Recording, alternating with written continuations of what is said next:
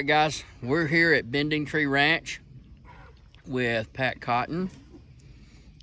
Hi, Pat. Hey. And we've been down here working goats. As you can see over in the pasture here, there's some bucks right there. That's some of Pat's breeder bucks. And what we've got right here is we got a dandy, okay?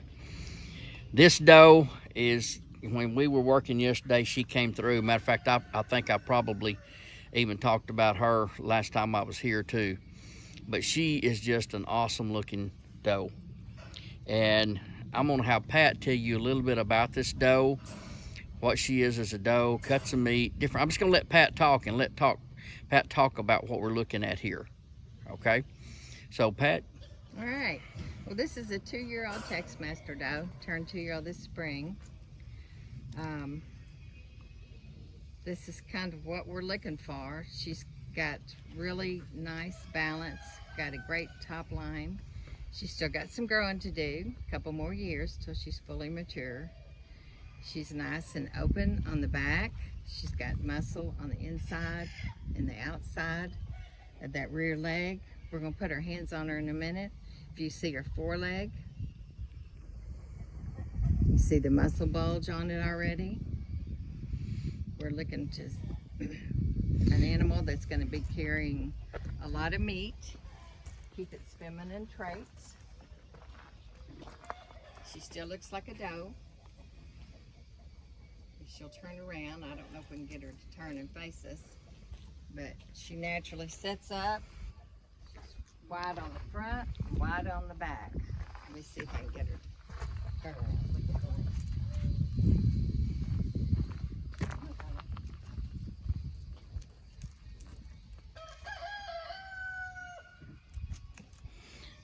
Now I've teased Pat about she could find herself a new home. I'll just take her home if Pat didn't want her. Because guys, I have literally fell in love with this girl here. She is, in my book, she's really, really, really awesome. Okay. Okay. I'll stay out of the camera, but I'm going to hold this back. Okay. Well, she's not real happy with this, so she's hunched up a little bit. She's dropped down on her front and her back, but you saw that she's got a nice, smooth top line. What we're going to talk about is the cuts of meat, and our most valuable cut, of course, is always going to be our loin. This is a 2-year-old doe. This is the spread of her loin. She's already got that much width and that much thickness. So they not only have a nice wide top, but they make a thicker, deeper loin. And that's your premium cut of meat. That's what I sell the most of, is those loins and loin chops. That's your premium cuts. Yeah, this is our #1 money making cut right here. And we're going from the back of the rib to right here. So we've got this much length. Now there's going to be a little bit here, but this is our major meat cut right there. And Pat, what we do, if I show you, we take from here to here, which is the loin. I'll try not to get in front of the camera. And then from here to here is what we'll do is we'll make rib chops. Make like little tomahawks. Right. Okay. Right. And because you still got a pretty good eye in here on that muscle. Yeah. And those make really good rib chops right in there. From the rib up to the shoulder. So this is our loin cut, and that's what he's making the tomahawk with right there. Yeah. Right. Okay.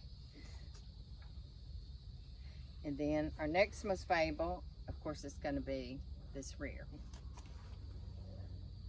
And on this breed, what you're looking for on any meat breed, can you see that muscle bulge right there? They have, you want a goat that's going to produce meat on the inside and the outside, both of the leg. Perfect, perfect. So we're looking for an animal that's going to produce meat both on the inside and the outside. And I'm just gently touching her, and I've got that much depth right there of that meat on the inside of her leg. Pat, when I take these, the Tex Masters, and we process them. I've had guys at the processing plant were just blown away because they've never had a goat hang on the rail like these hang on the rail. They said these look like beef hanging on the rail. Right, exactly. Because there's so much depth of muscle, and like Pat says, that muscle runs way deep down into that leg and the thickness there. Yeah. It's not just on the outside, it's on the inside, just as bulging, just as big as on the outside. And this doe has a lot of depth of twist on her. Right. And I don't know, well, we got a lot of rear views, so we could see that. But that would be, it's easier to show on a male, but our twist is going to be this area from the tail all the way down to the udder. On a buck, it would be to where the base of the scrotum is from the rectum. But yes, she's got nice, look at those shoulders. Look at that width. I'm going to grab this camera and see if we can't kind of get up a little bit and look down at her. And there's that width of that loin. These are my fingers. I barely have the span to do it, but I'm pinching both sides, and that nice flat top on the shoulders. Now, I don't know if you can catch it, maybe at an angle, but this is muscle definition down this leg. And I'm gonna reach under, and there is meat.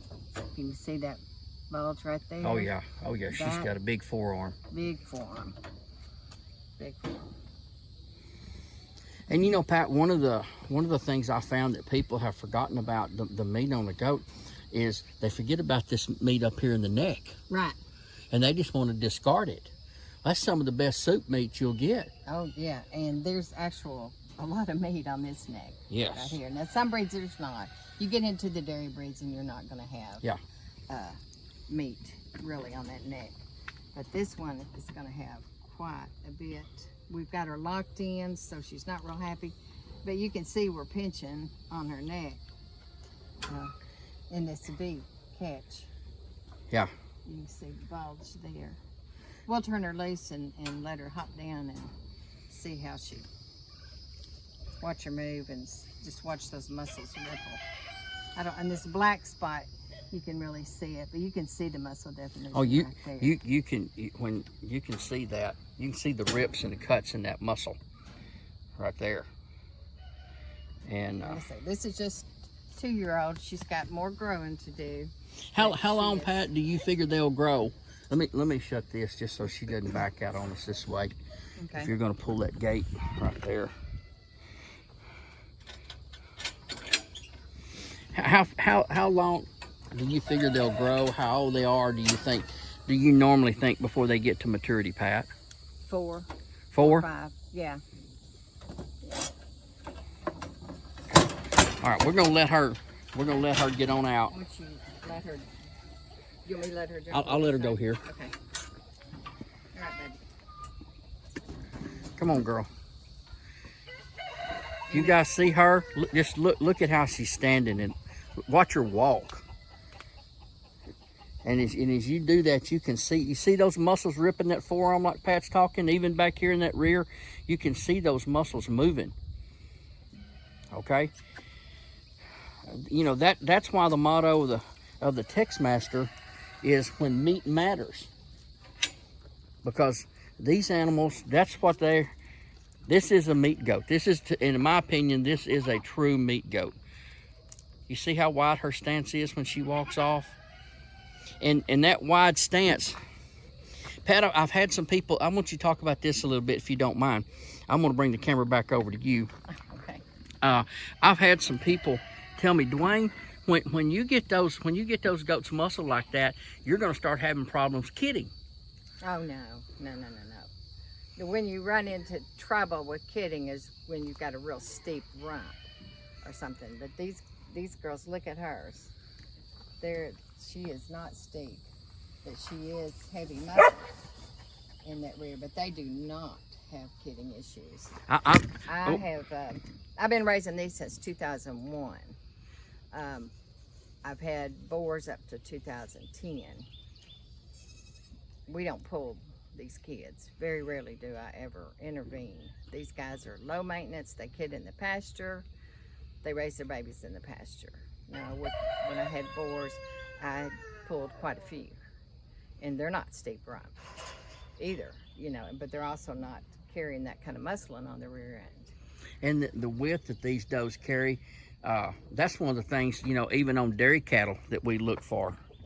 Not just beef cattle, but when they have that width and that hip back there, that makes it for a better birthing canal. So you got, look at the chest on this girl walking up to you guys. Just look at her walk.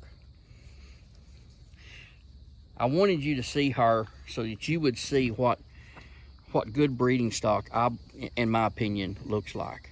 And if you're going to have something on a farm and you're going to produce meat, to me, this is the doe that's going to produce this for you. Look at her just stand there. She's just got wonderful balance. So Pat's going to have to watch me really close and check her herd when I leave. Okay? Well, Pat. Truck inspection. Yeah. Going out the gate. Thank you so much for sharing her with us and your knowledge with us. You're very welcome. I think we're going to walk the pastures too and see if there's anything else that we want to take a few pictures of and talk about. Sounds great. All right, thank you. I want to thank everyone for watching, and a big thank you to my mentor Pat Cotton of Bending Tree Ranch for so graciously sharing her years of knowledge about all things goat related. Keep an eye out for more words of wisdom from Pat in upcoming videos. And if you like these videos, click on the like and subscribe button, and don't forget to ring the notification bell down there. Leave us a comment below as to what topics you'd like for us to do future videos on. And as always, thank you for watching, and may the sun shine on your face, the wind be to your back, and your footsteps be sure.